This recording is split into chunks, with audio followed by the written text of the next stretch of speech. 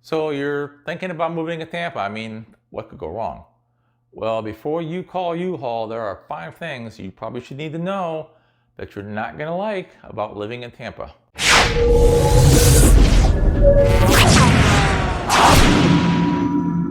Welcome to our channel. My name is Mike Lavoie. I'm a realtor in the Tampa Bay area with Dalton Wade Real Estate.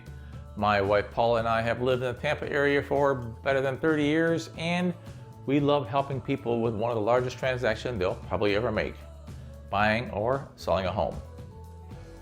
So let's get started. Number 5, the wildlife. And no, I'm not talking about your new lifestyle here in Tampa, although there are some pretty wild things to do here. I'm talking about wildlife. Alligators. Yeah, they live here. Actually, they were here before people were here. Long before people were here. They know the terrain and they get around quite well. Mostly in standing calm waters like ponds or rivers or swamps. They also like golf courses because golf courses have ponds. They once in a while will show up in your pool and have been known to stick around the house looking for dinner. However, since they don't really like people, they usually stay in the swamps. We also have snakes, all kinds of snakes. I hate snakes. Most are little green or little black snakes that run faster than I do when we happen to run each other. Some are not so shy, like water moccasins. The good part is that like alligators, snakes like to hang out where I don't. Bugs. Do we have bugs? Paula's arch enemy is the cockroach. She sprays the snot out of those things and then yells at me to come pick them up and get rid of them. Really? Tampa and most of Florida have cockroaches. I keep telling her they're not like the cockroaches we grew up with in the north. They were cockroaches. These are actually palmetto bugs, and unlike their northern cousins, these babies can fly. Tampa also has mosquitoes about the size of a bird and the ferocity of a lion. If you go outside after dark or just before dawn, you better put some spray on, otherwise they're going to suck the blood right out of you. The other real pain in the butt bug is no-see-ums. Like the name implies, you can't see them, but you can certainly feel them, right after they bite you. Somehow those little bugs can get right through the screen around the pool. Number 4 is traffic. Like any major city, Tampa has traffic. I used to live in Chicago, Houston, and Detroit, and they all have traffic issues. But for some reason, Tampa seems to thrive on traffic issues. And it's not all the time. It's basically between 7 and 9 in the morning and 4 and 6 in the afternoon. You mean normal traffic rush hours. Heaven forbid that it rains during that rush hour, because people just seem to freeze up and forget what they're doing. It's making rush hour that much worse. The major issue is in the fall, which is the month of November. December and January, it's our winter. And spring, also known as February, in season.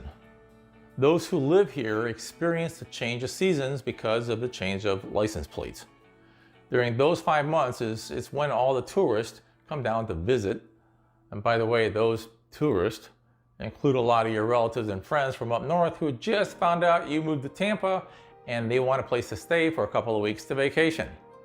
Honestly, traffic is not that bad outside of rush hours unless you go near one of the attractions like Busch Gardens, anywhere near Disney or Orlando, or over by the beaches. Number 3 thing you're probably not going to like is the beaches. If you like snow or mountain climbing, Tampa is not the place to live. We don't have either. And the snow skiing and snowboarding thing, they're also out. What we do have is warm sunshine, hundreds of miles of white sandy beaches, and the clear blue waters of the Gulf of Mexico, and we get to use those all year round.